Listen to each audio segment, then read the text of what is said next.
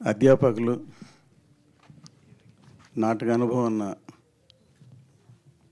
హాస్య బ్రహ్మానందం గారికి ఎన్నో వైవిధ్యమైన పాత్రలు పోషించి ప్రజల్ని ఆకర్షించి రంజింపజేసిన కళామా తల్లి సేవ చేస్తున్న ఎల్బి శ్రీరామ్ గారికి, ఇక్కడ ఉన్న టెక్నీషియన్స్ అందరికీ ధన్యవాదాలు.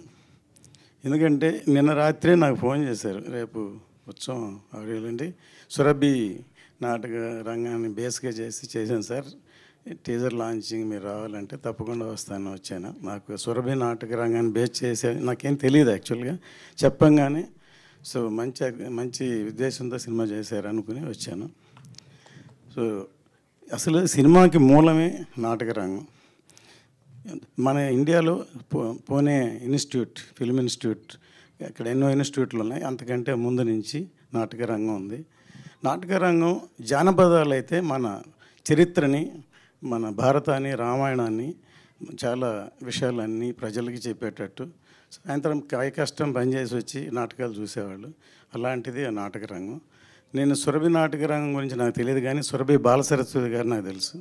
ఎందుకంటే నేను 53 సంవత్సరాలుగా సినిమా ఇండస్ట్రీలో ఉన్నాను.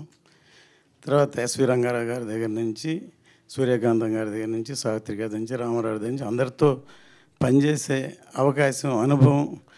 తర్వాత నేను ప్రొడ్యూసర్ అయ్యాను, టెక్నీషియన్గా ఉండి డైరెక్టర్ అయ్యాను. ఈ టీజర్ మొదటి డైలాగే చాలా ఆకర్షితంగా ఉంది. మేకప్ వేసుకున్నప్పుడుగా నాకు ఇంత ఇది కలిగింది, బాధగా ఉందని ఒక ఫస్ట్దే అట్రాక్టివ్గా ఉంది.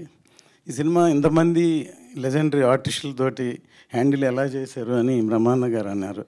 ఇది చూడంగానే నేను కూడా ఫస్ట్ సినిమా పెద్దరికం డైరెక్ట్ చేశాను. దాంట్లో భానుమతి గారు యాక్ట్ చేశారు.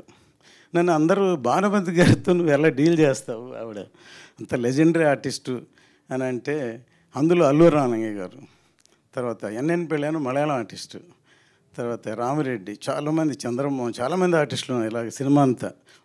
సో వీళ్ళందరితోటి వాళ్ళ మనస్తత్వాన్ని డీల్ చేసి రామలింగయ్య గారు నాకు స్టేట్మెంట్ ఇచ్చారు.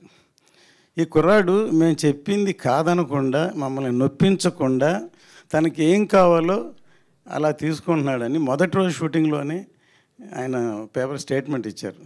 అందుకే అరవింద్ గారు ఎప్పుడైనా మా నాన్న ఫ్యాన్ అయ్యా అనేవాళ్ళు.